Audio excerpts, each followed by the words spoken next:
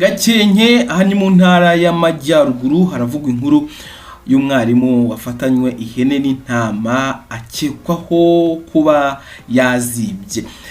Ni inkuru ikomeje kuvugisha abantu benshi amangambure, abantu benshi aho batunguwe ni inkuru y'uyu mwarimu ukekwaho kuba yaba yibaga cyangwa yaba ari mu itsinda ryibaga amatungo magufi muri aka karere ka Gakenke. Wenda iby'uyu mwarimu cyangwa na commentaire turabigarukaho nyuma. Reka manze ngaruke kuri iyi nkuru by'umwihariko, ubundi tugaruke tubiganiraho namwe muraduhereza ibitekerezo. Umwarimu nk'umuntu w'icyitegererezo mu gace, by'umwihariko umurezi urerera u Rwanda, kuba yagaragara mu bikorwa nk'ibi ngibi ni ikintu giteye isoni ndetse n'ubwoba.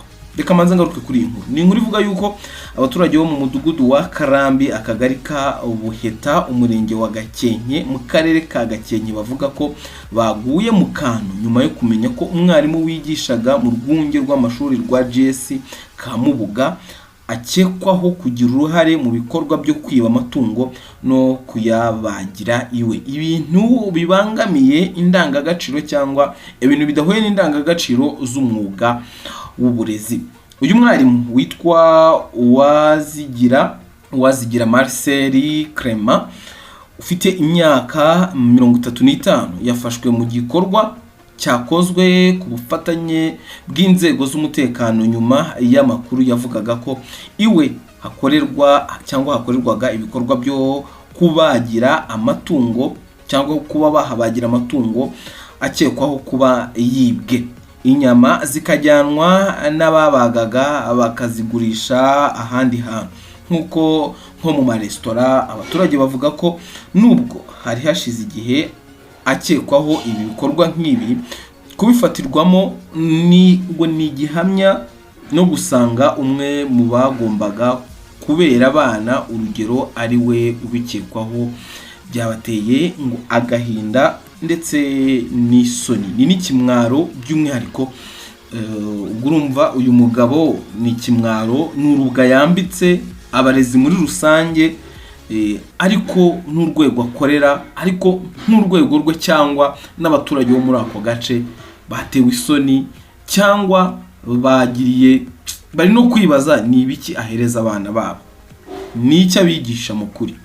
Reka dukomeze ni inkuru. Ni inkuru ikomeza igira iti umwe mu baturage bo mu karere bo muri kariya kagari ka Buheta witwa Ndayazi Augustine yagize ati twari tumaze igihe twumva ko hari amatungo agenda abura. Rimwe na rimwe bakaba bakekaga uyu muntu nyine, bakaba bakekaga na bamwe, ariko nta gihamya cyari gihari cyuko uyu mugabo yaba ari muri aba bantu.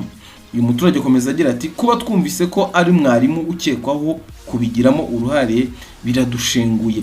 Umwarimu n'umuntu twafataga nk'icyitegererezo, cyangwa umwarimu n'umuntu wafata nk'icyitegererezo, si uwo twakekaga ko yakwishora mu bikorwa nk'ibi. Muri iyi minsi nyine bamunuganugaga, abaturage bakagira ngo ni ibihuha. Uyu munsi nibwo biyemereye, cyangwa uyu muturage aragira ati uyu munsi nibwo twemeye ko uyu mwarimu koko ibyo yavugwagaho byari byo, yibaga amatungo ndetse akanabagirwa iwe. Ubwo urumva hari itsinda ryabo bakoranaga. Uwitwa Kabanya nawe yavuze ko iki kibazo gikwiye kubera isomo buri wese. Yagize ati birababaje cyane, biteye isoni, kuko umuntu wigisha abana indangagaciro siwe ukwiye gushyirwa mu majwi mu byaha nk'ibi. Turashimira polisi n'izindi nzego z'umutekano zatumye ukuri kujya ahagaragara. Twizeye ko n'abandi babikora bazafatwa. Uyu wafatanywe amatungo Uwazigira Marcel wavuga ko amatungo yajyaga ayagura n'abayamuzaniraga. Yagize ati buri gihe hari abo dukorana banzaniraga amatungo nkayagura, gusa nubwo bayanzaniraga ntabwo nabaga nzi ko babaga bayibye. Ibi bimbereye isomo, ntabwo nzasubira. Uwitwa Laurent w'imyaka 73 y'amavuko, umwe mu bari bibwe amatungo, avuga ko hari hashize ibyumweru 2 ashakisha amatungo ye ngo yari yarahebye. Aboneraho gushimira inzego z'umutekano. Yagize ati hashize iminsi nshakisha amatungo yanjye, ariko nkaba nari mfite amakuru ko hari abiba amatungo bakayabagira mu ngo zo muri ako gace cyangwa zo muri kano gace, nkabura uko mbigenza. Nibwo rero numvise bantumyeho. Amatungo yanjye ndayabonye, intama zanjye n'ihene. Abaturage bavuga kandi ko ubujura bw'amatungo bumaze igihe buteza igihombo abaturage, bityo bakaba bishimiye imikoranire y'inzego z'umutekano n'abaturage mu kurwanya ibi byaha. Umuvugizi wa polisi mu ntara y'Amajyaruguru IP Inyasi Ngirabakunzi yashimiye abaturage batanga amakuru afasha mu gukumira no kurwanya ibyaha, abasaba gukomeza ubufatanye n'inzego z'umutekano. Yagize ati turashishikariza abaturage kujya batanga amakuru ku gihe ku nzego z'umutekano n'ubuyobozi igihe cyose babonye cyangwa bakeka ibikorwa bishobora guhungabanya umutekano. Iyo amakuru atanzwe hakiri kare bituma ibyaha bikumirwa cyangwa ababigizemo uruhare bagafatwa. Yakomeje yibutsa abaturage kwitwararika cyane muri ibi bihe hari kuvugwa uburwayi bwibasira amatungo mu gihugu. Yagize ati turaburira abaturage kwirinda kurya inyama z'amatungo bataramenya inkomoko yazo cyangwa zabazwe mu buryo butemewe. Turanabibutsa ko kugerageza kuzerereza amatungo binyuranyije n'amabwiriza. Umuntu ubona itungo rizerera akwiye kugira amakenga kuko rishobora kuba ryaribwe, bityo agahita abimenyesha ubuyobozi cyangwa polisi aho kugira icyo arikoraho. Polisi ivuga ko gukomeza ubufatanye n'abaturage ari imwe mu nkingi z'ingenzi mu gukumira ubujura bw'amatungo n'ibindi byaha. Isaba abaturage gukomeza kugira uruhare mu kubungabunga umutekano n'umutungo w'abaturanyi babo. Iperereza kuri iki kibazo rirakomeje mu gihe inzego zibishinzwe zikomeje gushakisha abandi bashobora kuba bafatanyaga n'ukekwaho iki cyaha kugira ngo bose bagezwe imbere y'ubutabera. Uyu mugabo wagira ngo akazi ke nikagiye, aragira ati rwose aya matungo nayaguraga hari abayanzaniraga, ariko ntabwo nabaga nzi yuko aya matungo yibwe. Ibi bintu harimo kwirengagiza cyane no gushaka guhunga ko aya matungo yabaga yibwe, kuko umuntu ukuzanira itungo nawe ukaribagira mu rugo wihishe, nuko hari ikintu ukeka kidaciye mu mucyo cyakozwe, kuko se nyine wowe ubagira amatungo mu rugo iwawe hari busheri, ubagira amatungo mu rugo, kuki nyine ayo matungo wabonaga abantu bayakuzanira kenshi ukabyemera ntugire n'amakenga? Ni ikibazo gikomeye. Gusa muri rusange uyu mugabo twavuga yuko ateye urubwa abarezi muri rusange, abarimu, kuko iyi ni inkuru irimo inkuru ebyiri cyangwa ushobora gukorwa mu buryo bubiri cyangwa ushobora kugira angle ebyiri. Hari ubujura, hari kuba harabayeho ikibazo cy'ubujura muri rusange, hari no kuba noneho umujura mukuru ari umwarimu. Icyo ngicyo cyo nicyo giteye agahinda, icyo ngicyo cyo nicyo kibabaje ku rwego rwo hejuru.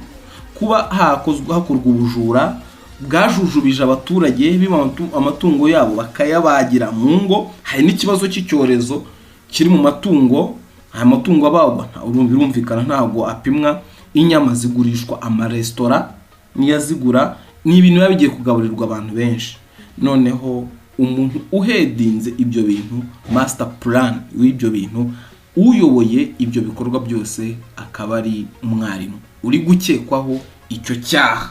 Umwarimu uniyemerera yuko ko rwose ayo matungo yazaga iwe, yanabagirwaga iwe. Ni ikibazo gikomeye muri aka karere ka Gakenke. Ndagira ngo mabwire yuko iki kibazo cyo kwiba amatungo magufi cyari kifashe indi ntera, kuko hari umuturage waho wampamagaye ambwira ngo nyaboneka nimutuvuganire kuko amatungo magufi ari kwibwa cyane muri aka gace, nimutuvuganire. Ndetse abanyerondo basa nkaho ntacyo bamaze, kuko ntacyo bari gukora kugira ngo ubu bujura bugire bute, ubu bujura bube bwakumirwa. mu gihe tukiri muri ibyo ngibyo, none reba uyu mwarimu arafashwe. Byanze bikunze uyu mugabo bamukoreraga bari abakozi be kuko bamuzaniraga. Ahangaha rero inzego zishinzwe umutekano by'umwihariko irondo ryakagombye gukora akazi karyo, kuko no kuba uyu mugabo yafashwe byagizwemo uruhare n'abacuruzi bashyirwaga izi nyama batanze uyu mugabo, bakavuga yuko nyine yabashyiraga aya matungo bakayabaga ubundi akajya kuyagurisha. Abaturage rero barakibaza kuri iki kintu bati, umurezi umwarimu wigisha abana bacu nubuhe burera zaha abana bacu nawe atabufite? Ese bizajya bigenda bite kugira ngo akontororwe, cyangwa kugira ngo umwarimu yinjizwe mu nshingano cyangwa umuntu nk'uyu winjizwe mu nshingano?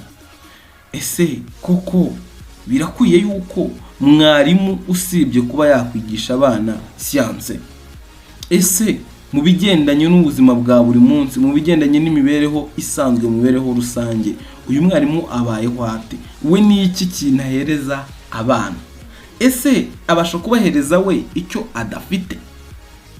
Ni ikibazo gikomeye by'umwihariko. Reka tubanze dutegereze, ntabwo tureta tumuremeraho amasinde. Ubutabera bugomba gukora akazi kabwo, ariko by'umwihariko hagomba kuba ubukangurambaga, hagomba kubaho kwigisha bundi bushyashya abarimu nakwita bimburamukoro, cyangwa abarimu nakwita ko bameze gutya, nimba hari n'abandi bameze gutya bakaba bashungura bagakurwa mu nzira, naho ubusanzwe aho twaba twerekeza haba hateye ubwoba. Naho ubusanzwe niba twaba dufite abarimu bameze batya, ejo hazaza cyangwa aba bana bacu baba bari kwigishwa baba bazavamo ibindi bitari ibyo twebwe dutekereza, cyangwa bitari ibyo twebwe tubona. Bitabaye ibyo ikibazo kiravutse. Reka dutegereze tubanze turebe, ese inzego zibishinzwe cyangwa ubutabera nibwo bugiye kubanza gukurikirana izi dosiye n'iperereza rikorwe, bafatanyaga nawe bafatwe ubundi. Ariko ahangaha n'ubutumwa buba bugomba gutangwa n'urwego rw'uburezi bukagira icyo buvugaho, cyangwa bukagira n'amakenga, bugatangira bugakontorora imyitwarire y'abarezi, kuko uyu murezi ngo yanugwanugwaga buriya ngo ntandi urivugira ubusa. Ngayo nguko.